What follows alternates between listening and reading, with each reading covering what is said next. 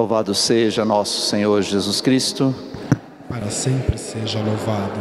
Nossa Senhora Aparecida, rogai por nós. Irmãos e irmãs, a vinha do Senhor é a casa de Israel. Mais uma vez, a palavra de Deus traz esta imagem da vinha. Faz 3 domingos que o Evangelho está falando da vinha. Domingo retrasado, os trabalhadores da vinha, aqueles que chegaram cedo, depois, mais tarde, e todos foram justamente recompensados. Semana passada, a pergunta que o Senhor faz: quem é que se dispõe a trabalhar na vinha do Senhor? Um diz que vai, mas não vai. Outro diz que não vai, mas acaba indo. E hoje não só o Evangelho traz uma outra parábola da vinha, mas também o Salmo fala da vinha. E Isaías, na leitura primeira também, falou da vinha. É claro que se a Bíblia fosse escrita hoje, aqui, é bem possível que não se falasse de vinha. Vinha é plantação de uva, né? Todo mundo sabe, as crianças também sabem que vinha é a plantação de uva. Pode ser que hoje não se falasse de vinha, se fosse escrita a Bíblia aqui, hoje. Pode ser que falasse de caqui, aí todo mundo ia saber bem o que é. Mas sabemos o que é vinha sim, mesmo que seja uma plantação mais daquela região, daquele tempo. E por que esta comparação? Uma comparação que ajuda, segundo a Bíblia, tanto no Antigo Testamento como Jesus, ajuda a passar a mensagem da palavra de Deus. A vinha do Senhor é a casa de Israel, no Antigo Testamento. No Antigo Testamento. E Isaías está falando de uma vinha que não produziu os frutos esperados. E foi cuidada. Deus cuidou bem. Deus cultivou com amor, não deixou faltar nada.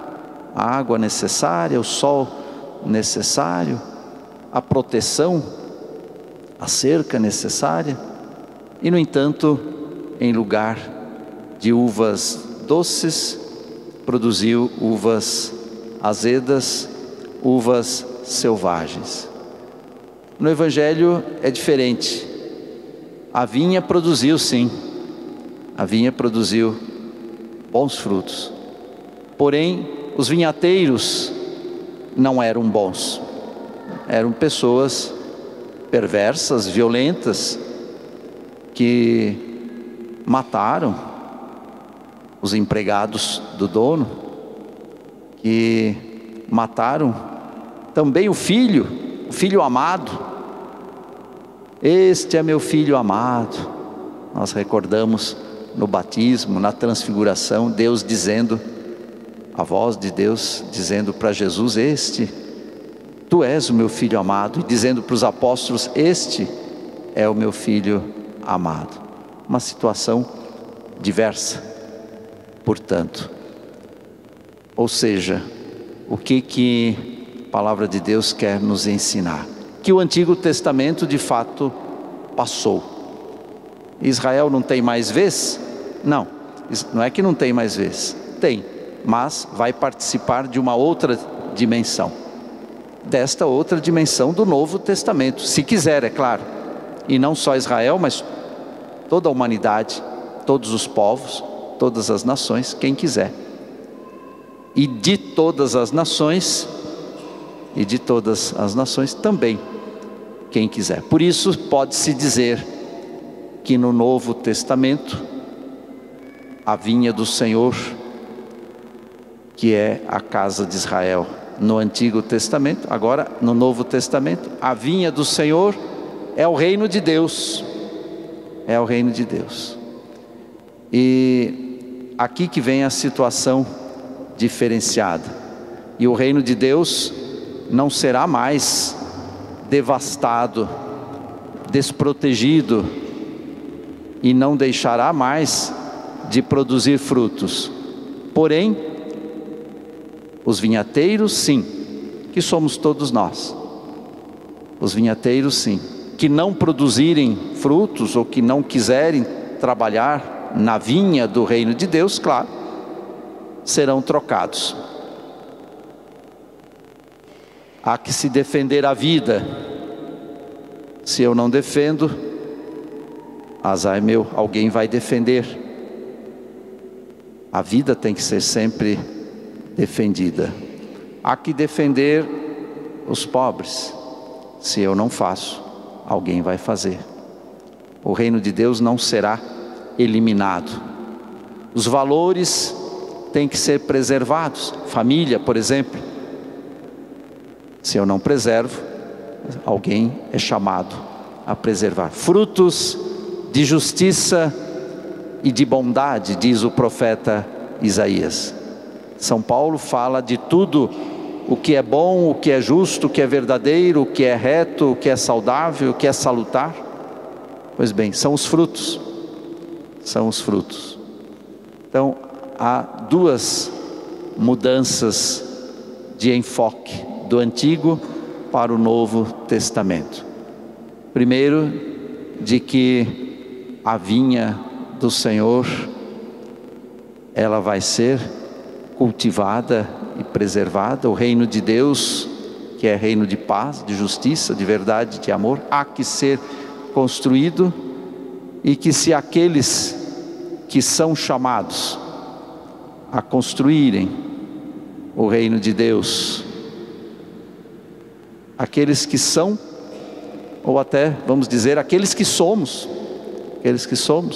chamados, se não formos bons vinhateiros, certamente o Senhor vai nos descartar e colocar outros que produzam os frutos, que façam, que permitam, que possibilitem que a vinha produza os seus frutos. E aqui entra a vida da igreja, claro, porque se a vinha do Antigo Testamento não produziu frutos, mas o Cristo veio, foi rejeitado, sim. É aquele filho do proprietário que também ele foi rejeitado e morto.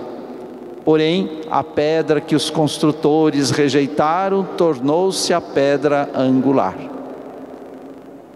Então, claro, aí se fala da igreja, esses vinhateiros que são chamados a trabalharem na vinha do Senhor e fazerem a vinha produzir frutos do reino de Deus. Quem é que sabe disso?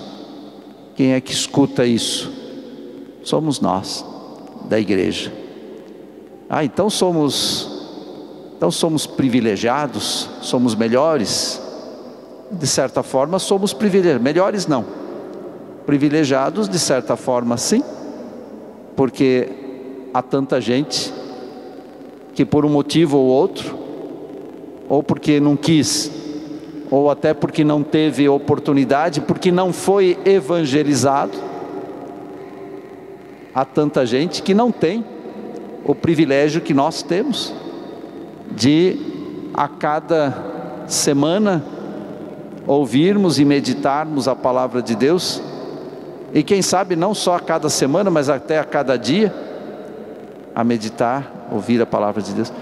Então, de certa forma, somos sim privilegiados, mas por outro lado, somos também comprometidos, nós somos também responsabilizados.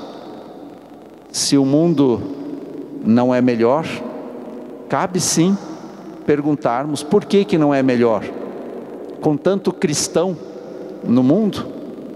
com a presença da igreja no mundo, por que que não é melhor? A gente poderia dizer, mas seria até pior se não tivesse. Seria pior ainda. Sim, podemos também olhar desse lado, mas é melhor que olhemos para frente e digamos a nós mesmos, ou seja, Cristo espera que sejamos aqueles trabalhadores convidados que mesmo chegando na última hora façam a sua parte, ou que mesmo tantas vezes dizendo não, mas que façam. Melhor do que dizer sim e depois não fazer. Nós somos, eu disse a semana passada e repito, nós somos aqueles que pelo batismo dissemos sim. Depois pela crisma confirmamos este sim. Pela confissão podemos sempre retomar o sim e eliminar o não do pecado. Então, nós, de fato, a nós é dada a graça e é dada a missão. É dado o privilégio sim, mas a responsabilidade.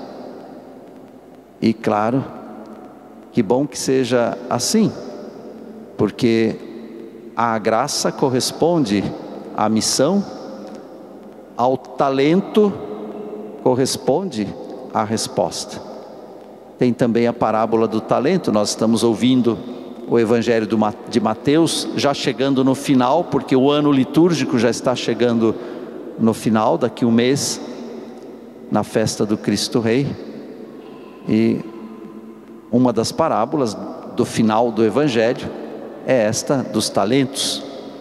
Se o Senhor nos deu talentos, espera de nós resposta para que os nossos talentos frutifiquem.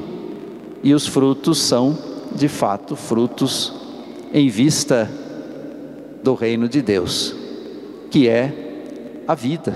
Se estamos falando de defesa da vida, defender a vida é um grande, quem sabe o maior sinal do reino de Deus. São Paulo tem aquela definição: o reino de Deus não é comida nem bebida, mas é alegria e paz no Espírito Santo.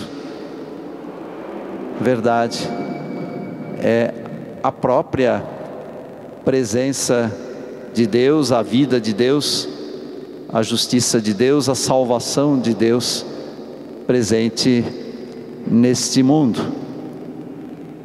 Portanto, a vinha do Senhor deve produzir frutos, e nós somos trabalhadores todos desta vinha, ou seja, somos evangelizadores, somos missionários. Quando fala a igreja, falamos da igreja como um todo, a igreja que é católica, portanto é universal, presente no mundo inteiro, mas podemos falar também da igreja presente em cada diocese, aqui na nossa diocese, e a igreja diocesana presente também em cada paróquia, como esta paróquia catedral, e a igreja também presente através de cada um de nós.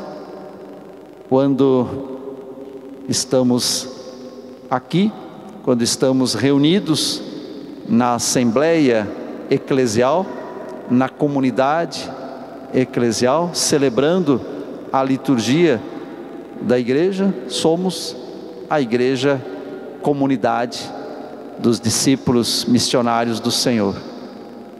Mas quando estamos na nossa casa, somos a igreja doméstica, a pequena igreja constituída lá na nossa família. E quando estamos pelo mundo, exercitando o nosso trabalho, exercendo o nosso ofício, cada um na sua profissão, no seu lugar de trabalho, é cada um que é a presença, cada cristão é a presença da igreja, que quer de fato contribuir, ser o sinal para que o reino de Deus se faça presença.